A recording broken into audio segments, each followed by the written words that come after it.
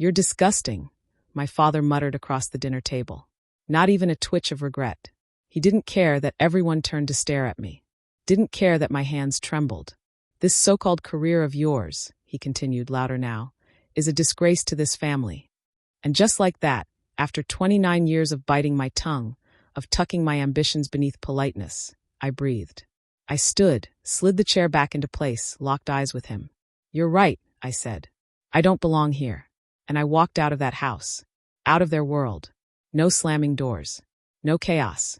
Just quiet. They never understood me. Not once.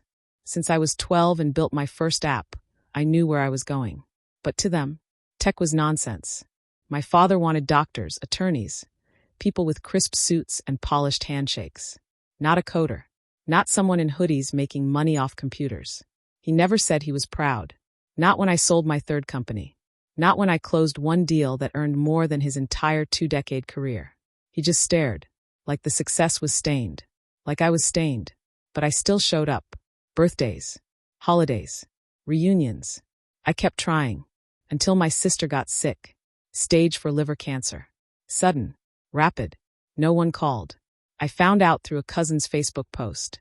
When I showed up uninvited, Mom gave me that tight-lipped look. Dad said nothing.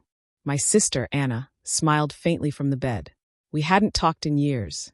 Not out of hate, but because he kept me outside the circle. Still, she reached for my hand. Still, I sat with her. I told her I'd help. She cried. I meant it. Then came the family discussion. 6 weeks later. Same house. Same chill in the air. They pitched it like a business deal. Treatment abroad. Trials. Flights. Lodging. Total cost. $100,000. Everyone turned to me. Even distant relatives. Like I was a human ATM waiting for a PIN code. Dad leaned back, cleared his throat. "You owe your sister this much." I didn't push back. I just said, "Let me think about it." That's when he erupted. That's when he called me disgusting. Said I was a failure. A stain on his legacy. So I left. But not for good. I went home. Something didn't sit right. That $100,000 price tag didn't add up. I started digging. Quietly.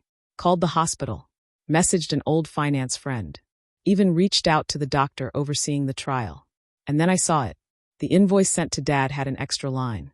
Consulting fee, $60,000. To be wired to a separate account. Belonging to Brian, my cousin. Always broke. Always between jobs. Always borrowing. It was a con. They used Anna's illness to pressure me. Guilt me.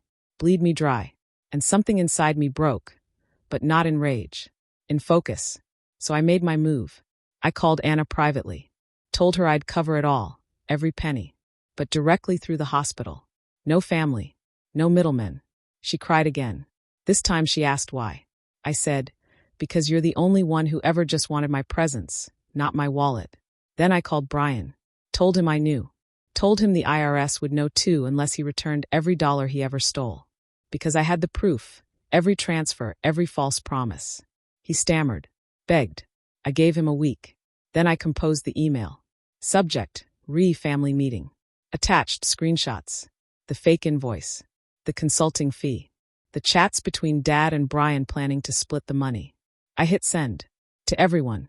No explanation. Just evidence. By the time Dad called, the wildfire had started. Relatives blew up my phone. Some in disbelief. Some apologizing. Some acting shocked. I let him talk. Let him grovel. "It was a misunderstanding," he said. "You're blowing this up. We need you. Your sister needs you." I waited. Then said, "You're right. Anna needs me.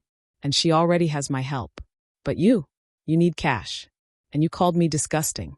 So let your dignity foot the bill." And I hung up. Weeks passed. Anna's improving. She texts me every day. We laugh about old shows. She's healing. As for Dad, word spread. His friends. His church group. His business circle. They all know. Turns out, nothing crumbles a man like being unmasked by the very child he tried to silence. And I didn't raise my voice. Didn't make a scene. I didn't have to. I let truth echo louder. I let silence burn deeper.